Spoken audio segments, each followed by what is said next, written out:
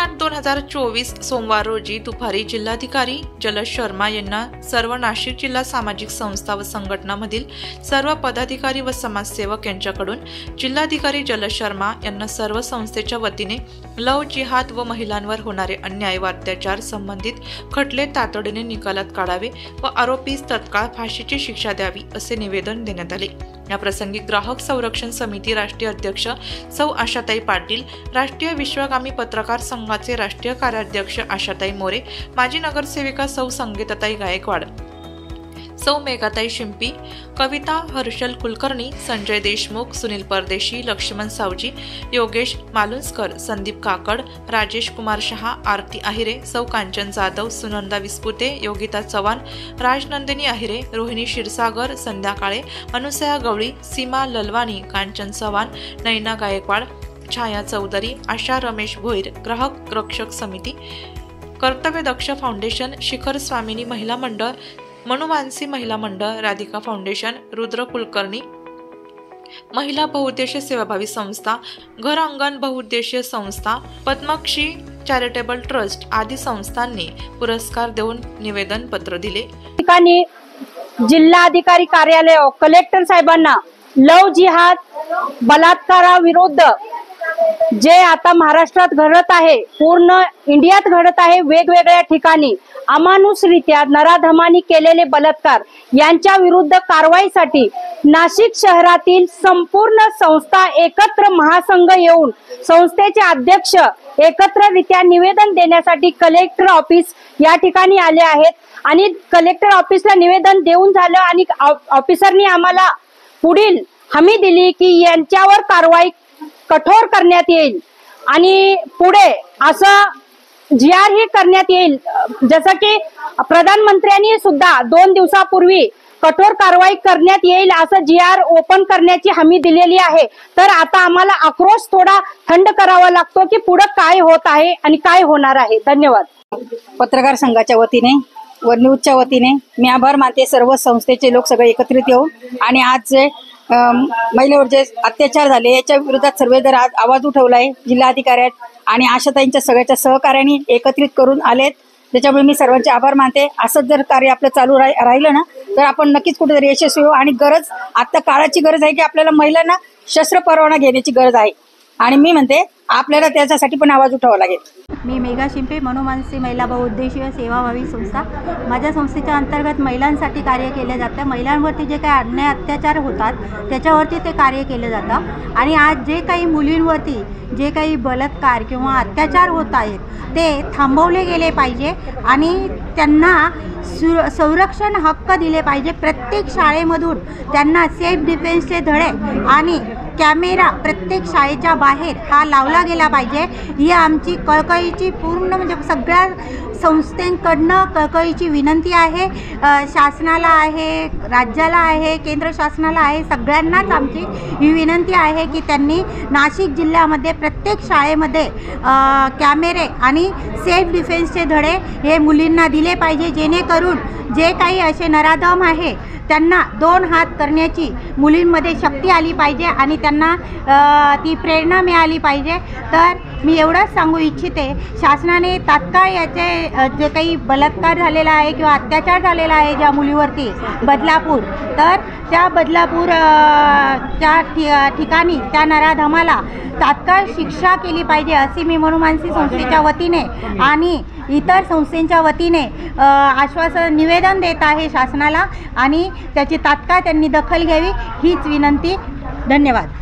नमस्कार, मी सौ कविता हर्षल कुलकर्णी, संस्थापिका रुद्रा कुलकर्णी महिला बहुउद्देशीय सेवाभावी संस्था। आमच्या संस्थेच्या वतीने सांस्कृतिक कार्यक्रम तर होतच असतात, पण आमची संस्था ही नेहमी महिलांच्या हक्कासाठी न्यायासाठी लढत असते। आता महिला आमच्याकडे खूप आशेने बघताय, प्रत्येक महिलांची तक्रार आमच्याकडे येते की मॅडम तुम्ही तरी काहीतरी पुढाकार घ्या। आमच्या वतीने आम्ही खूप सारे निवेदनं दिलेले, आयुक्तांना दिलेले, कमिशनरांना दिलेले, आता आम्ही जिल्हाधिकाऱ्याकडे आलेले। तर आमची सगळ्यांना अधिकाऱ्यांना एकच विनंती की एवढ्या सगळ्या संघटना मिळून वेळेतून वेळ काढून आलेला आहे, महिलांच्या हक्कासाठी आलेला आहे, कृपया यांना करून लवकरात लवकर न्याय मिळावं हीच विनंती। आज नाशिक शहरातील असंख्य संघटना ज्या आहेत, ज्या संस्था आहेत त्या एकत्र आलेल्या आहे आणि त्याचं कारण आहे की वाढती गुन्हेगारी म्हणा किंवा वाढता अत्याचार, आणि तोही आम्हा महिलांवरच नाही तर मुलींवर सुद्धा हे अत्याचार व्हायला लागलेले आहे। आणि त्या अनुषंगाने आज आम्ही जिल्हाधिकारी कार्यालय येथे जिल्हाधिकारी साहेबांना आम्ही निवेदन दिलेलं आहे आणि त्यांनी आम्हाला आश्वासन दिलेलं आहे की जी कारवाई आहे ते त्वरित करणार आहेत। आणि मला फक्त एकच सांगावं असं वाटतं की आपण म्हणतो की बेटी बचाव बेटी पढाव, पण मला असं वाटतं की आता बेटीनी सुद्धा लढायला शिकलं पाहिजे। नुसतं शिकून आणि मुलींना वाचवून उपयोग नाहीये, कारण हे नरधम बसलेलेच आहेत मुलींना मारण्यासाठी। तर आता मुलींनाच मला आवाहन करायचं की तुम्ही लढायला शिका, जेणेकरून तुमच्यावरही कोणी हात जर टाकायचा प्रयत्न केला तर त्याचा हात तुम्ही निश्चितच तिथे तोडू शकतात।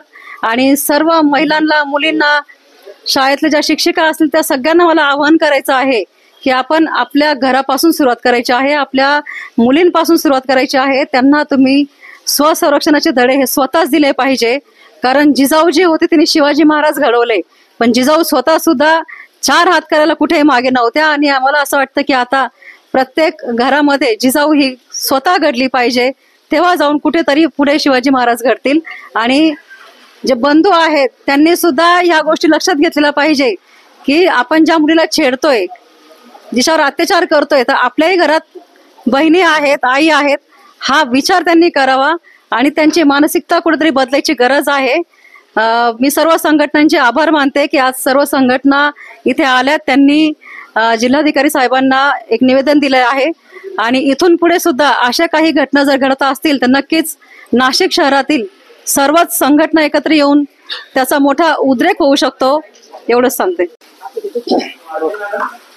अपना देश ओ देश था भाई, लाखों बार मुसीबत आई, इंसानों ने जान गंवाई पर बहनों की लाज बचाई। आणि आज आपण बघत आहोत अलीकडच्या काळात लव जिहाद असेल त्याचं तर खूळ इतकं भारतात पसरू पाहत आहे की आपल्या मुली व महिलांवर अत्याचार होत आहे, त्यांची निर्गुणपणे हत्या करण्यात येत आहे।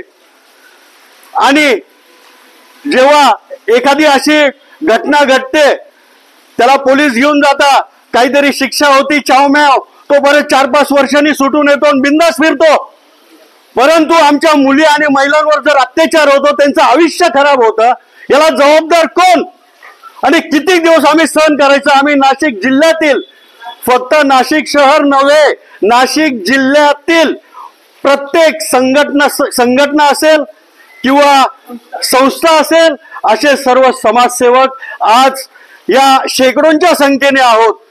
आमच्या एक संस्थेत संघटनेत शेकडो सभासद आहे। तुम्ही विचार केला, उद्या जर आम्ही याच्यावर जर मोर्चा काढला, लाखोंच्या संख्येने नाशिक बंद होऊ शकतं। परंतु शासनाचा मान सन्मान ठेवला पाहिजे। आपण कायदा व सुव्यवस्था चांगली ठेवण्याचे कार्य हे प्रत्येक व्यक्तीचं आहे।